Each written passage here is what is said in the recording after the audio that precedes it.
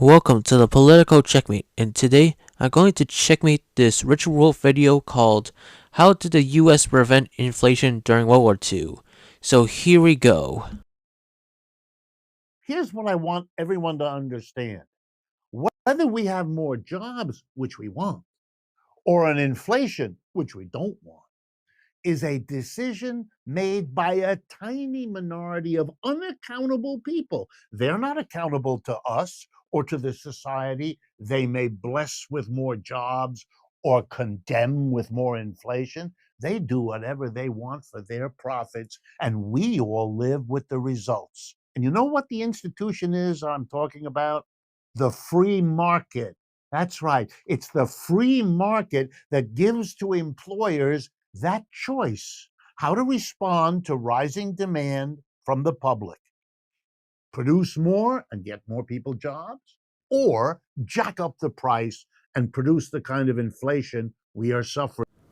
If a natural increase of consumption happened, businesses would generally try to expand to try and gain more profits. After all, if what Richard Wolff was saying to be true, then that would beg the question, why do businesses even make any expansions into their business if they could just increase prices? But anyway, if there was an increase in the money supply, it would increase inflation. The reason why this happens is because with the old money, if there was consumption on different goods, people would scale back on the purchase of the different good, which would cause businesses to decrease production of goods, which would free up that material, and then other businesses that seen increases in revenue would use that free up materials for their increased production. But if it was the new money, then people would buy extra goods while scaling back, and that would cause an increase in cost of production because of needing new materials for production. Bring through now. And by the way, do you have to handle things this way? Not at all.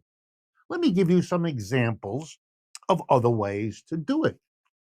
We could say, look, we're going to produce more because that gives people jobs, and then we're going to distribute them, not in a market, not by allowing anybody to jack up prices. We're not going to do any of that. Prices are fixed. The government's going to fix them. And you know what the government's going to do? It's going to distribute the goods that are being produced, putting more people to work. We'll get more jobs, we'll get more output, and we'll distribute it. We don't need the market. We don't need all this price nonsense. Well, is that really doable? Yes. Did people ever do that? Yes. Did that ever happen in the United States? Yes.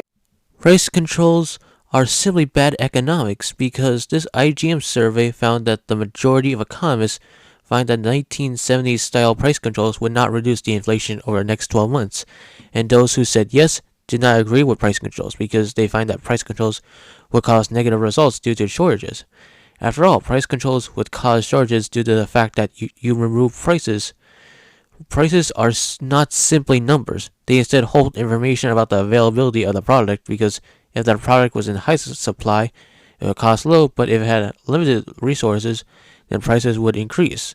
That's why if it allowed prices to naturally fluctuate, it will tell the market what products are needed more in production of and what could possibly replace the product. Another negative of price controls is that it ruins products' quality. For example, in World War II, under the rationing system, meat packers began filling sausages and hot dogs with soybeans and potatoes and cracker meals to help keep their business afloat. I will recommend this article from economist David Henderson that points out the problems with price controls. Yes. I'm going to give you an example.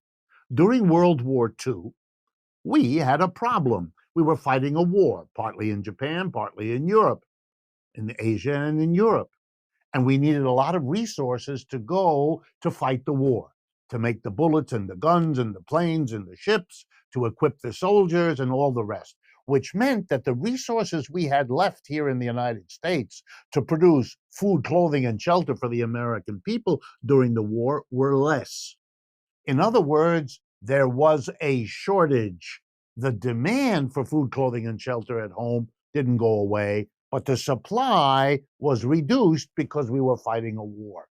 So the question was, how do we distribute the reduced supply of food, clothing, shelter, and so on to the American people. If we had allowed the free market to do it, it would have meant allowing the producers of food, clothing, and shelter to jack up the price the way they're doing now. We would have allowed it then. But wise people in Washington understood if we did that, rich people would be able to get through the war very comfortably, and everybody else wouldn't. And that would destroy whatever unity we had in this country, which we badly needed to fight the war. So we wouldn't have a free market. We banished the free market. The government issued ration cards.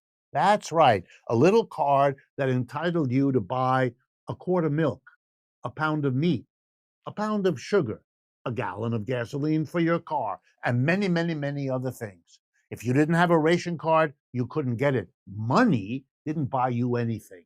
The price didn't go up, didn't matter if it did. Without a ration card, you didn't get it. With a ration card, you did. And how were ration cards distributed? Some of you will enjoy the irony here. To each according to their need. If you had a lot of children in your family, you got a lot of ration cards for milk. If you didn't have any children, you got fewer ration cards for milk. Not so hard to understand. And it worked. And it worked for years here in the United States.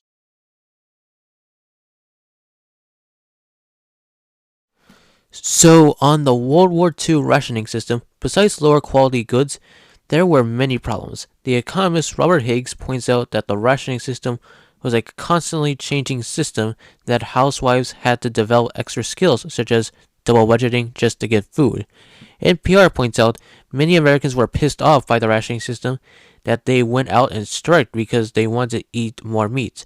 These problems make sense because you can't determine what other people want or need because we are all individually different. After all, people desire to eat meat, but others don't want to eat meat, and many people have different body types that need different levels of consumption. So really, you can't exactly centrally plan an economy to satisfy one's own wants and needs because we're all individuals.